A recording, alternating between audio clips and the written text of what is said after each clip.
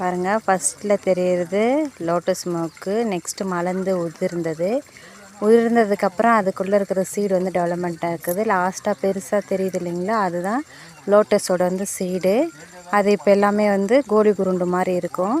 அதை என்ன பண்ணணும்னா, காஞ்சதுக்கப்புறம் எடுத்து நம்ம திரும்ப தண்ணியில் போட்டால் வந்து லோட்டஸ் வந்து செடி வளரும். அப்படி இல்லாட்டி அந்த விதையை வந்து என்ன பண்ணுவாங்க, வறுத்து அதில் வந்து நிறைய ஒரு எப்படி பாப்கார்ன் மாதிரி வந்து வரும். அது சாப்பிட்டா ரொம்ப ஹெல்த்தி அப்படின்னு வந்து சொல்லுவாங்க.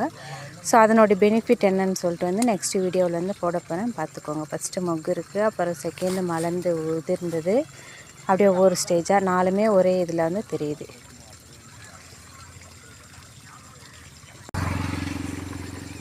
எங்கள் ஊர் பாலனம்பட்டியில் எங்கள் தோட்டத்து பக்கத்தில் இருக்கக்கூடிய தொட்டியில் வந்து இருக்குது பாருங்கள். அங்கே ஒன்று நல்லா விதை வந்திருக்கு, லோட்டஸ் சீடு.